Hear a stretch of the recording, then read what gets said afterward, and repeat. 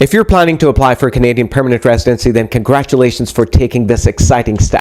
But did you know that small errors in the application can lead to tremendous amount of delays or even a rejection? Well, my name is Harminder Singh Suri and I am a licensed immigration consultant. Today in this video, I'm going to tell you about the most common mistakes people make while applying for permanent residency and how you can avoid these mistakes.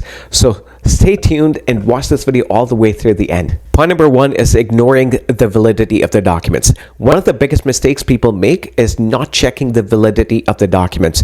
Some of the key documents like IELTS, police clearance, medical exam, or ECA or education credential assessment, they have a validity. And if you submit these documents without knowing the validity of the document, then you could run a risk of getting a refusal in the PR. We have had a lot of people reach up to the ITA stage and 2 days before the ITA, their document, an important document of theirs, would expire and they would not get an ITA.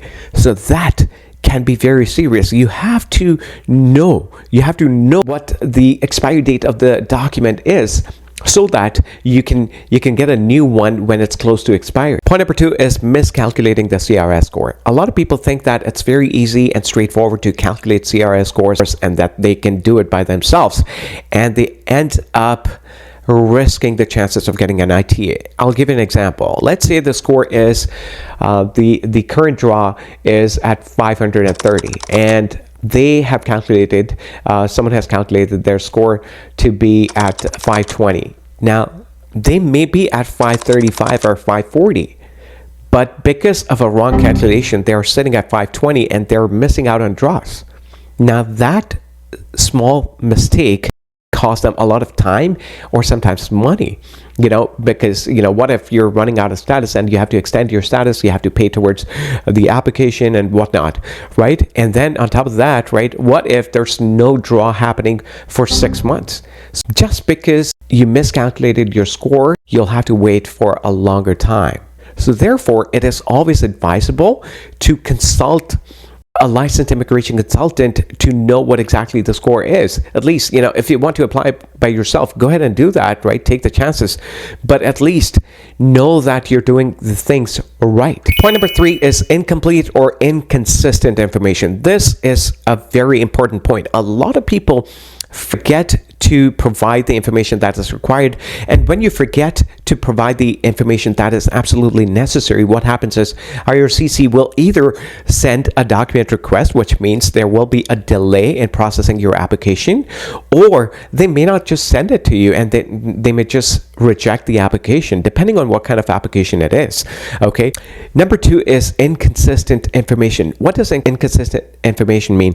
Inconsistent information means that you provided different information in 2 different applications, or maybe 3 different applications. So what happens is a lot of people apply for Canada as a student or a worker, and when they do another application, or maybe when they do their PR application, they provide the information that doesn't match the first application. Now, that is where the RCIC officer has a problem. Like, why is the information not matching? Why did they declare some experience in the first application that they're not declaring now? Or why did they not declare something in the first application and why are they declaring it now?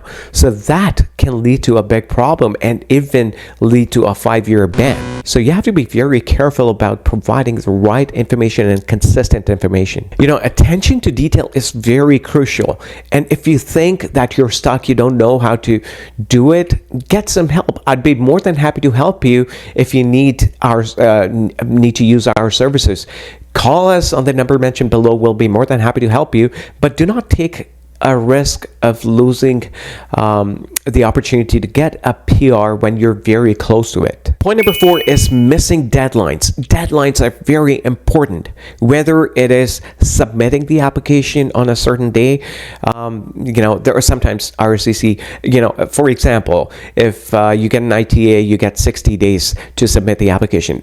A lot of people I've seen, they would come to me on the 59th day and say, Harminder, please help us. We need to submit this application tomorrow. Well, I wish I had the magic wand to do things overnight. Well, you know, there are sometimes things are not possible in one day. So you have to be very clear about the deadlines and work at a very high pace in order to get the documents out to IRCC. You know, sometimes there's a request from IRCC saying we need the documents within 7 days. So you have to act immediately. Do not wait until the 7th day, midnight, to submit the documents. Like, do it on the 2nd day if you can. Last but not the least, point number 5, wrong knock code. A lot of people choose the wrong knock code. They enter the wrong knock code in their PR application, and when IRCC asks for proof around that knock code, like, you know, job letter, pay stubs, etc., they are not able to provide those documents, or when they do, right, they are not to the satisfaction of the visa officer. So what the visa officer does is either they will send a request to provide additional documents, or they will simply refuse the application. So why take that chance? You know, you need to be absolutely sure. It's always good to consult a licensed immigration consultant to know that you're headed in the right direction. Okay, so if you need any help with filing your application, feel free to reach out us on the number mentioned below. Our team will be more than happy to help you, and we make sure that we pay attention to detail, and we submit the application that has very high chances of approval. So friends, I hope you liked this video. If you did, then do give me a thumbs up, and do not forget to subscribe to this channel for more immigration related tips. I'll see you again with another video. Thank you for watching.